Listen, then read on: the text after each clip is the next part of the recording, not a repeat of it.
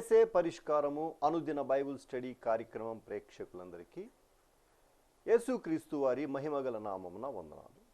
ప్రభువునందు ప్రియా దేవుని బిడ్డలారా, నేటి దినము దైవజనులు కారుపాటి శ్యాన్సాగర్ గారి ద్వారా ఇర్మియా గ్రంథమును ధ్యానం చేసుకుందాము. మీరందరూ బైబిల్తోనూ నోట్బుక్తోనూ సిద్ధపడి ఉంటే దైవజనులు కారుపాటి శ్యాన్సాగర్ గారు ప్రార్థన చేసి ఈ దినపు వాక్య పరిచర్య చేస్తారు.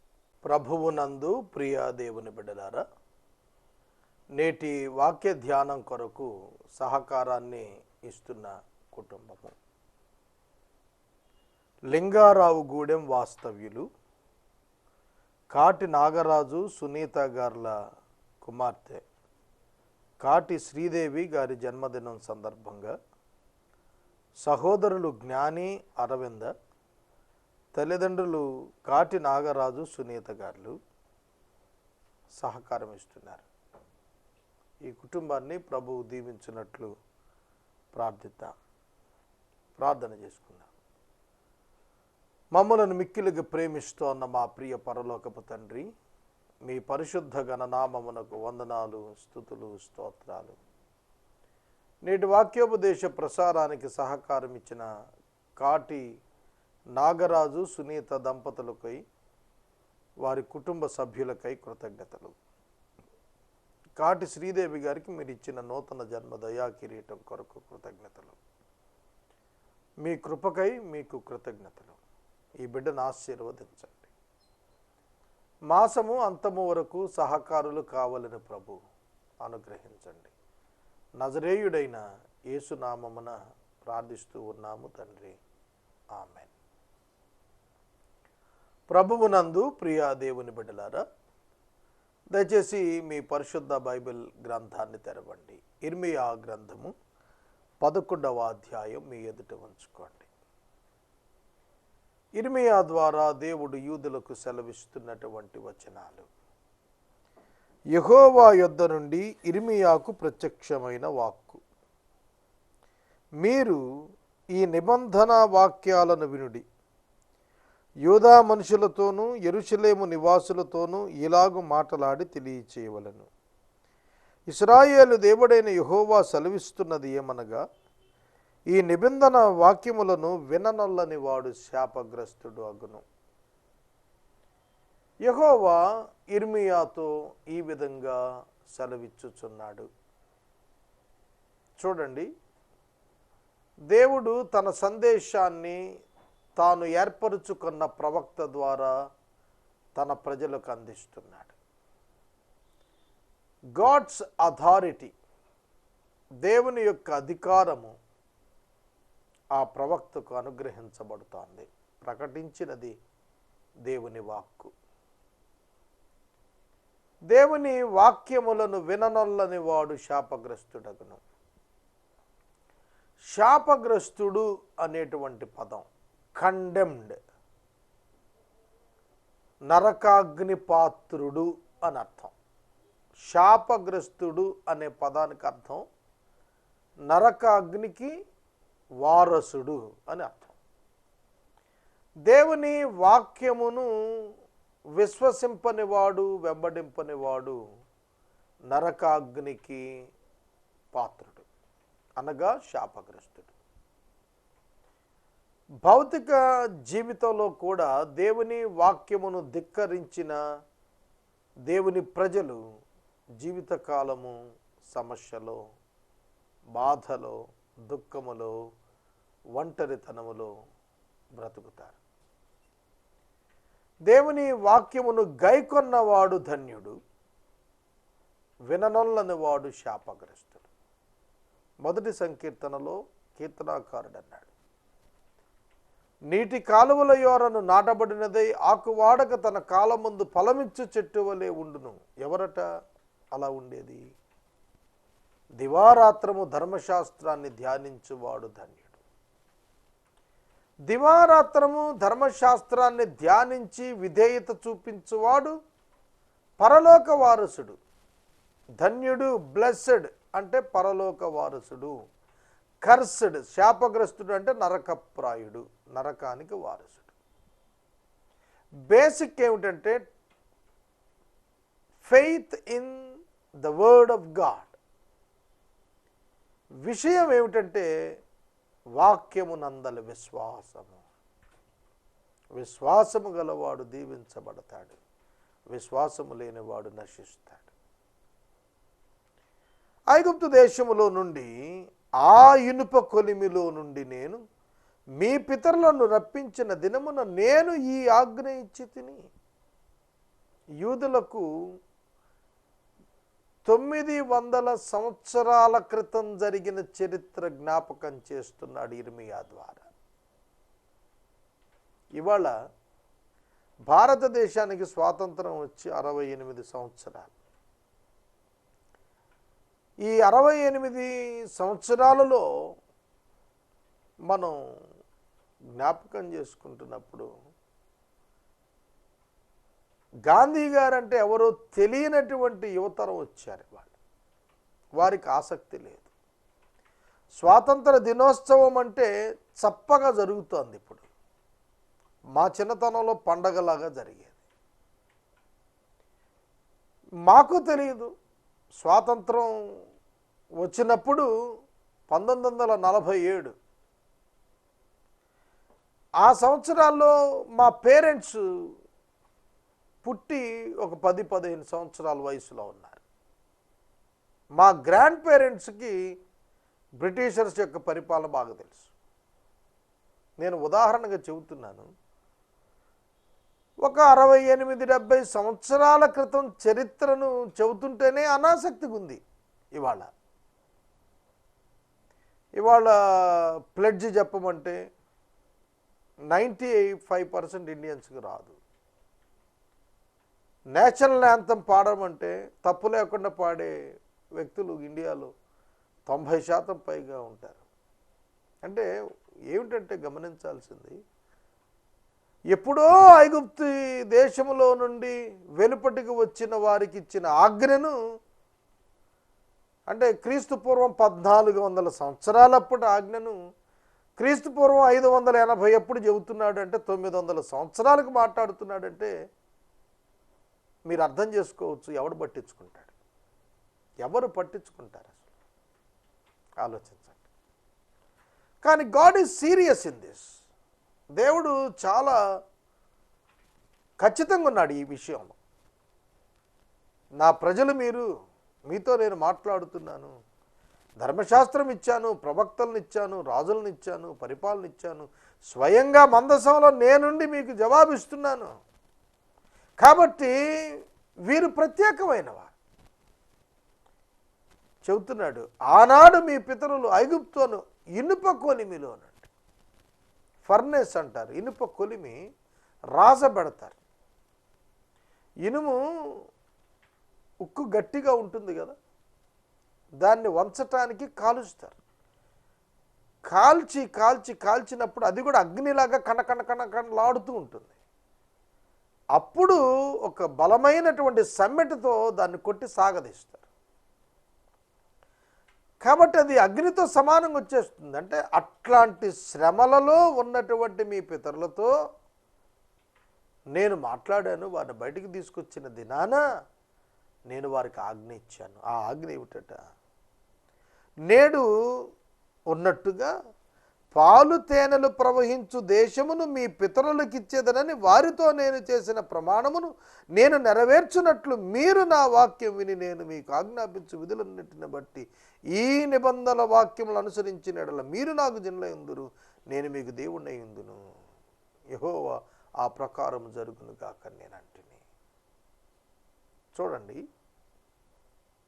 క్రీస్తు పూర్వం 1450 సంవత్సరాలప్పుడు దేవుడు ఐగుప్తు నుండి మోషే నాయకత్వంలో ప్రజలను బయటకు తెచ్చినప్పుడు వారికి ఇచ్చిన ఆజ్ఞ ఏమిటట, పాలు తేనెలు ప్రవహించు దేశములో మిమ్మును ప్రవేశపెడతాను, అక్కడ మీరు నా ఆజ్ఞలు అన్నీ పాటించి నడిచిన ఎడల మీరు నా జనులై ఉంటారు, నేను మిమ్మల్ని ఇక్కడ ఉంచుతాను. మీరు నన్ను వెంబడించకపోయినట్లయితే, నన్ను ఆ ఆజ్ఞలను ఆనర్ చేయకపోతే ఈ స్థలం నుండి మిమ్మల్ని బయటికి పంపేస్తాను. ఈ పాలు తేనెలు ప్రవహించు ఈ దేశంలో ఇప్పటికే ఉన్నటువంటి అనేక జాతుల వారిని నేను వెడలగొట్టి మీకు స్వాస్థ్యంగా ఈ భూభాగాన్ని ఇస్తాను, మీరు దాన్ని స్వతంత్రించుకుంటారు, అక్కడున్న ప్రజలను బయటికి పారద్రోలుతారు, మీకు స్వాస్థ్యంగా ఇవ్వబడిన స్థలంలో మీరు దేవుని ఆజ్ఞలను కనుక పాటిస్తే మీరు అక్కడ జీవిస్తారు, లేని ఎడల మిమ్మల్ని నేను ఈ స్థలం నుండి బయటికి గెంటేస్తాను. చూడండి, యూదుల చరిత్రలో దేవుడు మోషే కాలములో ఇచ్చిన ఆ ఆజ్ఞనే ఇర్మియా కాలములో 900 సంవత్సరాల తర్వాత కూడా సేమ్ కమాండ్మెంట్ను కంటిన్యూ చేస్తున్నాడు. సోదరుడా, సోదరి, మనకు 5 సంవత్సరాలకు ఒకసారి ప్రభుత్వాలు మారిపోతుంటాయి. ఇవాళ ఒక పథకం ఉంటే ఈ పథకమే 5 ఏళ్ల తర్వాత వేరొక పేరుతో ఉంటుంది. ఇవాళ ఒక రకమైన ఆజ్ఞలు ఉంటే రేపు ఇంకొక రకమైన ఆజ్ఞలు. ఈ గవర్నమెంట్ కొన్ని పాలసీస్ పెడితే ఇంకో గవర్నమెంట్ ఇంకో కొన్ని పాలసీస్. కానీ దేవుడి దగ్గర అలా కాదు, మారిపోయే ప్రమాణాలు కాదు. దేవుడు ఒక ఆజ్ఞ ఇచ్చాడు అంటే అది ఎన్ని తరాలు గడిచినా ఆ జనాంగానికి అది విధిగా నియమించినప్పుడు ఖచ్చితంగా దాన్ని వారు పాటించాల్సిందే. సోదరుడా, సోదరి, దేవుడు ఎందుకు యెహోవా ఆ ప్రకారము జరుగునుగాక అని నేనంటిని. యెహోవా నాతో సెలవిచ్చినదేమనగా, నీవు యూదా పట్టణములోను యెరూషలేము వీధులలోను ఈ మాటలన్నింటిని ప్రకటించుము. మీరు ఈ నిబంధన వాక్యములను విని వాటిని అనుసరించి నడుచుకోండి. ఐగుప్తులో నుండి మీ పితరులను రప్పించిన దినం మొదలుకొని నేటి వరకు నేను గట్టిగాను ఖండితముగాను చెప్పుచూ వచ్చి తిని, నా మాట వినుడని పెందలకడ లేచి చెప్పుచూ వచ్చి తిని, అయినను వారు తమ దుష్ట హృదయములో పుట్టు మూర్ఖత చేత నడుచుచూ వెనకపోయిరి, చెవి యొగ్గిన వారు కాకపోయిరి. వారు అనుసరింపవలనని నేను వారికి ఆజ్ఞాపించిన ఈ నిబంధన మాటలన్నింటినీ అనుసరించి నడవలేదు గనుక నేను ఆ నిబంధనలోనికి వాటినన్నింటినీ వారి మీదకి రప్పించుచున్నాను. నిబంధనలోనే దేవుడు ఇచ్చాడు, విన్న వారికి శ్రేష్టమైన దీవెన, వినని వారికి శాపం. గెరీజీము కొండ, ఏబాలు కొండ, శాపములు దీవెనలు పలికించాడు మోషే. ఆ కొండ మీద కొందరు, ఈ కొండ మీద కొందరు నుంచొని ఉండగా శాపాలు చెప్పారు. శాపాలే అత్యధికంగా చెప్పారు దీవెనల కంటే కూడా. ఏబాలు కొండ, గెరీజీము కొండ అన్నారు. కనుక దేవుని వాక్యమును వినని వారికి కలుగు శాపములే అత్యధికం. అందుకే చెబుతున్నాడు, నేను గట్టిగా ఖండితంగా ఆజ్ఞాపిస్తూ వచ్చాను, నా మాట వినండి అని చెబుతూ వచ్చాను. ప్రతి ఉదయాన్నే మీకు సందేశం పంపించాను, వాటిని అనుసరించి నడుచుకోండి అని చెప్పాను. అయినా మీ మూర్ఖత చొప్పున మీరు పరుగులెత్తారు తప్ప వినలేదు. మానవుని హృదయం మూర్ఖమైనటువంటిది. మూర్ఖం అంటే ఏంటో తెలిసిన, మూర్ఖత అంటే తనకు మేలు జరిగేదాన్ని కూడా విసర్జించుకునేది మానవ హృదయం. ఉదాహరణ చెబుతాను. చెట్టు మీద నిలబడి చెట్టు కొమ్మ నరికేసుకుంటుంటే మూర్ఖుడురా అంటారు. విద్యార్థులు చదువుకోమని ఎన్నిసార్లు చెప్పినా చదువుకోవటానికి అంటారు, అది మూర్ఖత. ఉద్యోగులు తమ యొక్క ఉద్యోగములో అప్ టు డేట్గా ఉండకపోవటం మూర్ఖత. అలా ప్రతి విషయంలో కూడా తనకు జరిగే మేలు తన వలన తనకు జరగకపోవటమే మూర్ఖత, మూర్ఖ స్వభావం. ఎవడో వచ్చి పాడు చేయటం కాదు, తనంతట తానే పాడైపోవటం. చూస్తున్నారా? వాడంతట వాడు పాడైపోతూ ఉంటాడు. ఇక్కడ జరుగుతుంది కూడా అదే. యూదులను ఎవరో వచ్చి పాడు చేయటంలా, యూదులు తమంతట తాము పాడైపోతున్నారు. ఇది మానవ హృదయానికి రిప్రజెంటేషన్. మానవ హృదయానికి ప్రత్యేకంగా ప్రతినిధిగా కనిపిస్తున్నారు. నిన్నెవరు పాడు చేస్తున్నారు?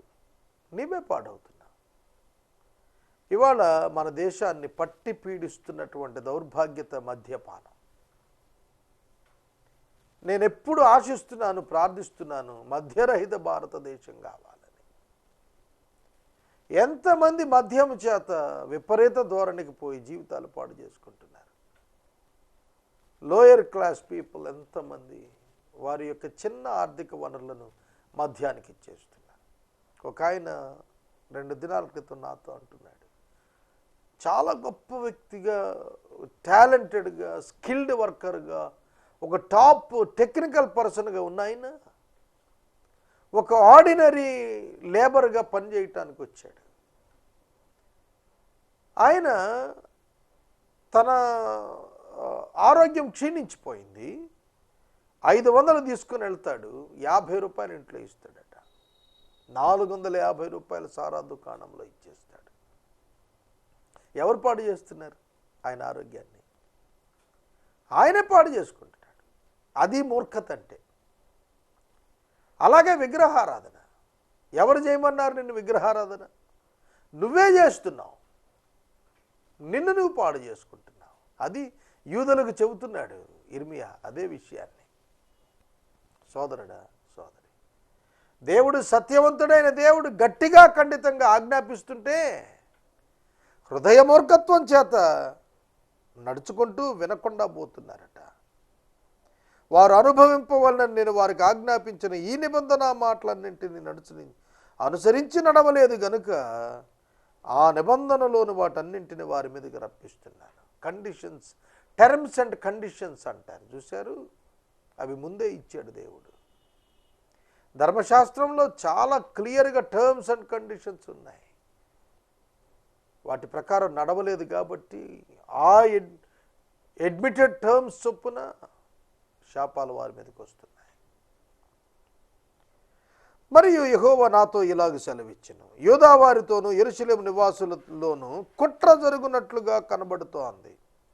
ఏదనగా వారు నా మాటలు విననల్లకపోయినా తమ పితరుల దోషచర్యలను జరుప తిరిగి ఉన్నారు. మరియు వారు అన్యదేవతలను పూజించుటకై వాటిని అనుసరిస్తూ వారి పితరులతో నేను చేసిన నిబంధనను ఇశ్రాయేలు వంశస్థులు, యూదా వంశస్థులు భంగము చేసి ఉన్నారు. కాబట్టి యెహోవా ఇలా సెలవిస్తున్నాడు, నిబంధనను భంగం చేశారు. Breaking the covenant. నిబంధనను విరగగొడుతున్నారు, నిబంధనను తప్పి ప్రవర్తిస్తున్నారు. పితరులు చేసిన నిబంధనను పాటించకుండా వారు సొంత మార్గాన్ని వెళుతున్నారు. కాబట్టి యెహోవా ఇలా సెలవిస్తున్నాడు, తాము తప్పించు కొనజాలని కీడు వారి మీదకు రప్పించబోతున్నాను. వారు నాకు మొరపెట్టినను నేను వారి మొరను వినక ఉండును. తప్పించుకొన జాలని భయంకరమైనటువంటి శిక్షను దేవుడు రప్పిస్తున్నాడు, కీడు రప్పిస్తున్నాడు. దేవుడు మనుషులు పాపములో కొనసాగుతున్నప్పుడు భ్రష్టత్వానికి అప్పగించేస్తాడు. ప్రధానంగా కోవెనెంట్ పీపుల్, నిబంధన జనులు దేవుని విడిచి తమ సొంత మార్గాలలో ప్రయాణం చేస్తూ దేవుని తిరస్కరించిన జీవితాల్లో కొనసాగుతున్నప్పుడు దేవుడు వారిని భ్రష్టాత్మకు అప్పగిస్తాడు. అట్టివారి మీద ఉగ్రత కృమ్మరించబడుటకు సిద్ధంగానే ఉంటుంది. కారణము దేవుని విసర్జించుట. యూదా పట్టణస్థులను యెరూషలేము నివాసులను పోయి తాము ధూపార్పణ చేయు దేవతలకు మొరపెట్టెదరు గాని వారి ఆపత్కాలములో వారిని అవి ఏమాత్రమును రక్షింపజాలవు. ఎటువంటి సందేశం అండి? దేవతలను మ్రొక్కటానికి పోతారట యూదులు. ఆపత్కాలము వచ్చినప్పుడు సృష్టికర్త అయిన దేవుని యొద్దకు రావలసినటువంటి మానవుడు తాను స్వయంగా నిర్మించుకున్న దేవత దగ్గరికి పోతున్నాడు. దాని వలన వారికి ఏ సహాయము దొరకటం లేదు. యూదా, నీ పట్టణముల లెక్క చొప్పున నీకు దేవతలు ఉన్నవి కదా. అంటే పట్టణానికి ఒక దేవత, దేవుడొక్కడే. సృష్టి అంతా ఆయన చేత జరిగింది. లోకమంతటికి ఒకే ఒక్క దేవుడు.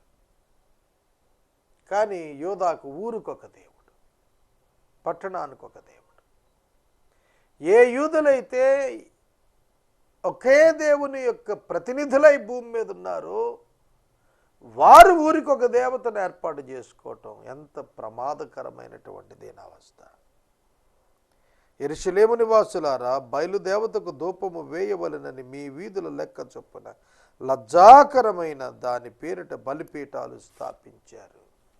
పట్టణానికి ఒక దేవత కాదట, వీధికి ఒక బలిపీఠం పెట్టారు. వీధికి ఒక బలిపీఠం. దేశము వీధి వీధిన విగ్రహారాధన చేత నిండిపోయేటట్లు యూదులు దారుణమైన వైఫల్యం తీసుకున్నారు. ఎటువంటి దేవుణ్ణి విడిచిపెట్టారు. కావున నీవు ఈ ప్రజల నిమిత్తం ప్రార్థన చేయదు. ఇర్మియాకు దేవుడు చెబుతున్నాడు. వారు ప్రార్థన చేస్తే నేను వారి మొరవెనను అన్న దేవుడు ఇర్మియాతో అంటున్నాడు, నీవు కూడా వారి నిమిత్తం ప్రార్థన చేయవద్దంటున్నాడు. ప్రార్థించమని కోరే దేవుడే ప్రార్థించవద్దని ఆగ్రహిస్తున్నాడు. Same God. విసుగక నిత్యము ప్రార్థించండి అని చెప్పిన దేవుడు వారి నిమిత్తం ప్రార్థించొద్దన్నాడు. ఎందుకు? Punishment declared. ఆయన నిర్ణయం తీసుకున్నాడు. ఆయన నిర్ణయం తీసుకున్నాడు. దానిలో నీతి ఉంటుంది. దాని గురించి ఆయన విచారించేవాడు కాడు.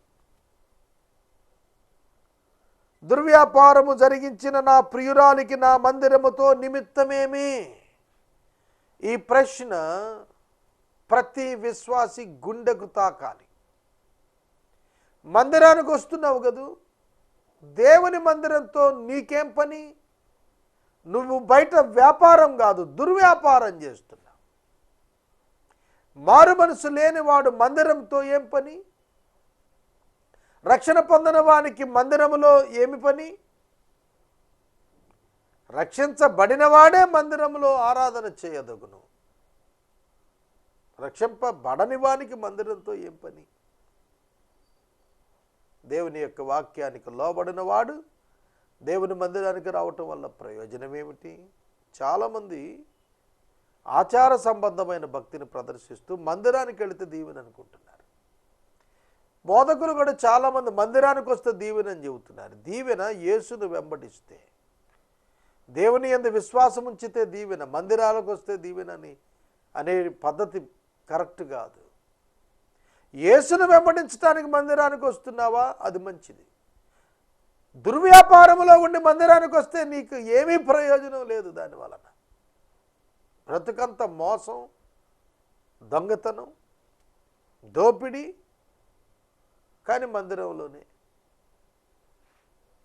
చాలామంది మందిరమున ప్రవేశిస్తూ తమ జీవితాలు ఆధ్యాత్మికంగా ఉన్నాయని ప్రకటించడానికి పూనుకుంటున్నారు.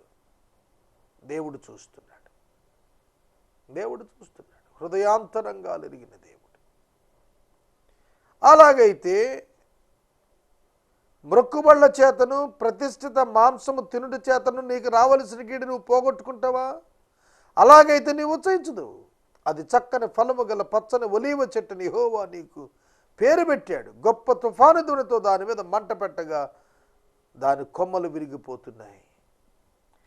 ఏ దేవుడైతే చక్కని ఫలములు గల పచ్చని ఒలీవ చెట్టుని పేరు పెట్టాడో ఆ దేవుడే మంట పెట్టాడట. దాని యొక్క కొమ్మలన్నీ రాలిపోతున్నాయి. దేవుడు సృష్టికర్త మాత్రమే కాదు, సృష్టి వినాశనకర్త కూడా ఆయనే. ప్రేమిస్తున్న దేవుడు మాత్రమే కాదు, న్యాయము కలిగినటువంటి దేవుడు. క్షమించు దేవుడు మాత్రమే కాదు, శిక్షించగలిగిన దేవుడు కూడాను. ఈ సందేశం 2 ఎడ్జెస్, ఒక నాణానికి 2 వైపులు లాగా. రక్షించబడిన వానికి విడుదల, విశ్వసింపని వానికి శిక్ష. ఇశ్రాయేలు వంశస్థులను, యోధా వంశస్థులను బయలునకు ధూపార్పణము చేసి నా కోపం పుట్టించుట చేత తమంతట తామే చేసిన చెడుతనాన్ని బట్టి మిమ్మును నాటిన సైన్యములకు అధిపతి యెహోవా మీకు కీడు చేయ నిర్ణయించుకున్నాడు. నేను చెప్పాను కదా నాకే, it is declared and decided. దేవుడు నిర్ణయించుకున్నాడు. There is no another alternative for this. మరొక ప్రత్యామ్నాయం లేదు దీనికి, అది జరిగి తీరాల్సిందే. It's God's will towards his children. దేవుని యొక్క పిల్లలుగా, దేవుని యొక్క ప్రజలుగా ఉన్నటువంటి యూదుల మీద దేవుడు ఒక నిర్ణయం తీసుకున్నాడు. ఎందుకంటే వారు ధూపార్పణం వేసి కోపం పుట్టించారు. బయలుదేవతలకు ధూపార్పణం చేశారు, ధూపం వేశారు. ధూపం ప్రార్థనను సూచిస్తుంది. బయలుకు ప్రార్థించేవారు అయిపోయారు, దేవుని విసర్జించారు. ఏలియా యాకోబు పత్రిక 5:17 చెప్పాడు, మన వంటి మనుషుడే ఆసక్తి కలిగి దేవుని ప్రార్థించాడు. 3.5 సంవత్సరాలు ఆకాశం వర్షం ఇవ్వలేదు, భూమి తన ఫలం ఇయ్యలేదు. దేవుని ఆశ్రయించి ప్రార్థించి ప్రార్థనా ధూపం దేవుని సన్నిధిలో వేయవలసినటువంటి యూదుడు బయలుదేవతకు ధూపం వేస్తున్నాడు. దేవుడు అందుకే వారిని కొట్టివేస్తున్నాడు, వారికి కీడు నిర్ణయించి ఉన్నాడు. వారి కొరకు కీడు నిర్ణయించాడు. దానిని యెహోవా నాకు తెలియజేయగా నేను గ్రహించి తిని, ఆయన వారి క్రియలను నాకు కనబడజేశాడు. అయితే నేను వదకు తేబడుచు ఉండు సాధువైన గొర్రె పిల్లవలే ఉన్నాను. యేసుక్రీస్తు ప్రభు ఈ విధంగా కనిపించాడు. వదకు తేబడుతున్న గొర్రె పిల్ల, బొచ్చు కత్తిరించు వాని ఎదుట గొర్రె మౌనంగా ఉన్నట్టు. వదకు తేబడిన దేవుని గొర్రె పిల్ల క్రీస్తే. ప్రకటన గ్రంథంలో గొర్రె పిల్ల అనేటువంటి పదం పలుమార్లు కనిపిస్తుంది. ఆ గొర్రె పిల్ల క్రీస్తే. వధించబడినట్లుండిన దేవుని గొర్రె పిల్ల నిలిచి ఉండటం చూచానన్నాడు, క్రీస్తే. కనుక క్రైస్ట్ లైక్ మైండెడ్, క్రీస్తు మనస్సు వంటి మనస్సు ఇర్మియా కూడా కలిగి ఉన్నాడు. అందుకని అంటున్నాడు, వదకు తేబడి గొర్రెలాగా ఉన్నానని. మనము చెట్టును దాని ఫలమును నశింపజేద్దాం రండి, దాని పేరు ఇక జ్ఞాపకం చేయబడకపోవునట్లు బ్రతుకు వారిలో ఉండకుండా నిర్మూలన చేయడం రండని వారు నా మీద చేసిన దురాలోచనలు నేను ఎరుగక ఉంటిని. చూడండి, దురాలోచనలు చేస్తున్నారట ఇర్మియాను నశింపజేయుటకు. నీతిని బట్టి తీర్పును తీర్చుచు జ్ఞానేంద్రియములను హృదయములను శోధించువాడు సైన్యాలకు అధిపతి యొగు యెహోవాయే. దేవుడు నీతిని బట్టి తీర్పు తీరుస్తాడు, జ్ఞానేంద్రియములను హృదయాలను శోధించేటువంటి వాడు. ఆయనకు మరుగైనది మన యందు ఏది లేదు. ఆలోచన మన యందు పుట్టకమును పెరిగిన వాడు. ఒక్కటే ఒప్పుకుందాం, ప్రభు నేను పాపిని, నన్ను క్షమించండి. ఓండ్రించితే ఏం లాభం లేదు. బోకరించడం అంటారు చూసారంటే, ఎదురుగా మాట్లాడేసేసి పోటాడేస్తే అయిపోతుందా? నువ్వు చేసిన పాపం ఎక్కడికి పోతుంది? ఆయన దాన్ని బయట పెడతాడు. కావున నీవు మా చేత చావకుండానట్లు యెహోవా నామమును ప్రవచింపకూడదని చెప్పు. అనాథోతు వారిని గురించి యెహోవా ఇట్లు సెలవిస్తున్నాడు.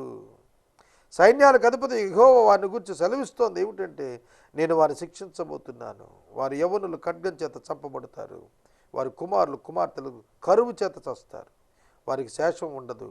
నేను వారిని దర్శించు సంవత్సరమున అనాథోతు కీడును వారి మీదకు రప్పిస్తాను. ప్రభువు సేవకులను నాశనం చేయాలని చూచిన వారిని దేవుడు నశింపచేస్తున్నాడు. నేటి వాక్య ధ్యానానికి సహకారం ఇచ్చిన కుటుంబము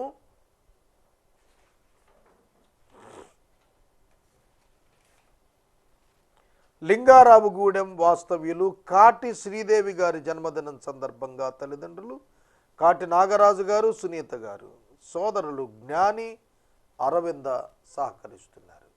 రేపటి నుండి మాసము అంతం వరకు ఎపిసోడ్ సహకారులు కావాలి, ప్రార్థించండి. ప్రార్థన చేసుకుందాం. మనము ఇంతవరకు దైవ సేవకులు కారుపాటి శ్యామ్ సాగర్ గారి ద్వారా ఇర్మియా గ్రంథమును ధ్యానం చేసుకున్నాం. ఈ కార్యక్రమం ద్వారా మీరు పొందుకొనుచున్న ఆత్మీయ మేలులు ఒక ఉత్తరం ద్వారా మాకు తెలియచేయండి. మీ ప్రార్థనా మనవులు మాకు తెలియచేస్తే ఏసే పరిష్కారం కార్యాలయంలో ఏర్పాటు చేసిన ప్రత్యేక ప్రార్థనా శిబిరంలో మీ కొరకు ప్రార్థిస్తాం. మీ కుటుంబ పక్షముగా ఒక ఎపిసోడ్ ప్రసారం చేయాలనుకునేవారు మాకు తెలియచేస్తే మా సిబ్బంది మీ గృహాలను దర్శిస్తారు. ముగింపు ప్రార్థన ఆశీర్వాదాలతో ఈ కార్యక్రమాన్ని ముగించుకుందాం. ప్రార్థన. మమ్మల్ని మిక్కిలిగా ప్రేమిస్తున్న మా తండ్రి వందనాలు. వాక్యము విన్న బిడ్డలను దీవించము. వాక్యోపదేశమునకు సహకారం ఇచ్చిన కాటి శ్రీదేవి గారిని, నాగరాజు గారిని, సునీత గారిని, జ్ఞాని గారిని, అరవింద్ గారిని దీవించము. యేసునామమును అడుగుచున్నాము తండ్రి, ఆమేన్. తండ్రి అయిన దేవుని ప్రేమ, కుమారుడైన యేసయ్య కృప, పరిశుద్ధాత్మని అన్యోన్య సహవాసం సదాకాలం మనందరికీ తోడై ఉండును గాక.